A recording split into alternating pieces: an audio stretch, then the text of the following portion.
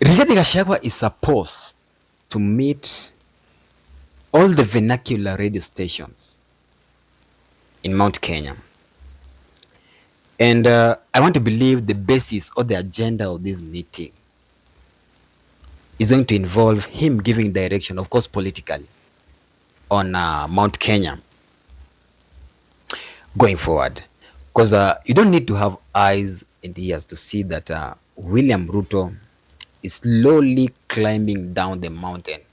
And there is political realignment courtesy of Generation Z and millennials in today's political arena. So the main reason why I'm having a chessboard is because I want to explain something to you. There's no metaphor or there's no game that can give you a description of how your government is running apart from chess.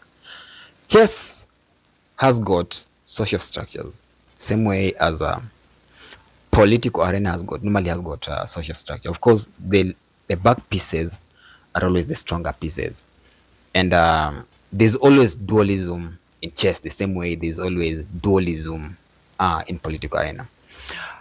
These pieces, there's always somebody that are controlling these pieces. And for a perfect dualism, at least the political arena must have a king. Both sides. Like, let me say this is opposition and this is the government.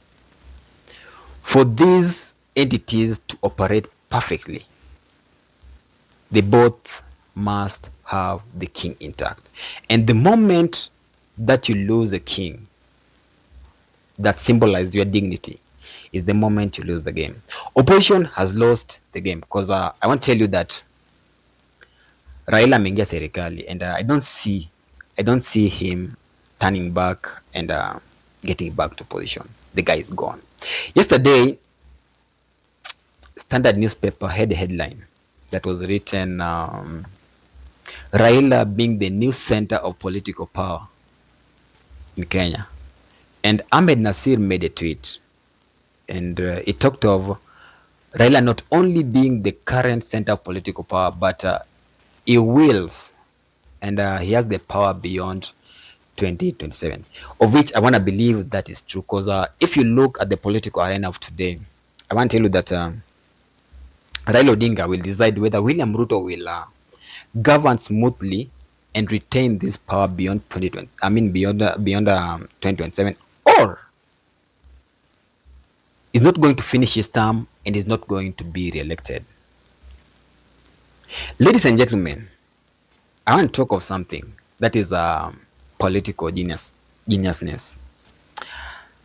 William Ruto is a political genius, and I want to give him that credit.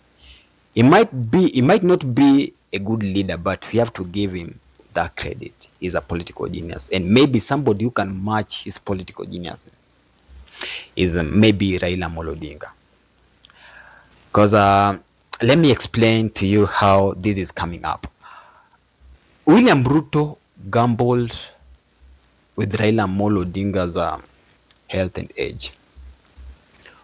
Of course, from majority of people, people are considering Raila not going to run in 2027, and maybe they were thinking that he could support Kalonzo Musyoka. So William Ruto observed the scenario and he knew very well that Raila Odinga is not going to run in 2027. So what did he do? He first proposed Raila Odinga's name to be the AU chairperson. That was the first move that he made. And he didn't see Generation Z and millennials coming to street. And I want to say that this was somehow a blessing in disguise for William Ruto. Because were it not for Generation Z and millennials coming down to streets, I would assure you that William Ruto's tenure would have ended up in 2027. But what did he do? He gambled with Raila Odinga's health and age, and decided that due to the fact that he was attacked by the H1Z and he didn't have options, he brought Raila Amolo Odinga into the government. But I want to tell you something, or I want to ask you something, or it's a notion that is always outside there, that when you see a naked person giving you clothes, and I want to say that the clothes that William Ruto are giving Raila Odinga are perhaps good clothes, because the position of CS of Treasury and mining, those are positions that people don't joke around with, and politicians know that those positions are positions that can secure you a lot of lootings, and that's why you see Rigathi Gachagua is not happy, and a bunch of Kenya Kwanza political leaders are not happy with William Ruto. Why? Because these two positions ziko na nyama,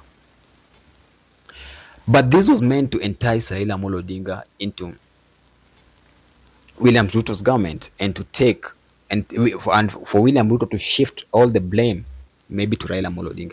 But if you're somebody who knows Raila Amolo Odinga very well, you know Raila Amolo Odinga is somebody that anaweza kukuacha kwa mata, the same way he has left the likes of Akina Kalonzo kwa mata. In 1997-2002, the late President Moi tried to accommodate Raila Amolo Odinga in his government, and coming to almost closure of 2002, Raila jumped ship and supported Kibaki, and Kibaki won this election. So William Ruto must be very careful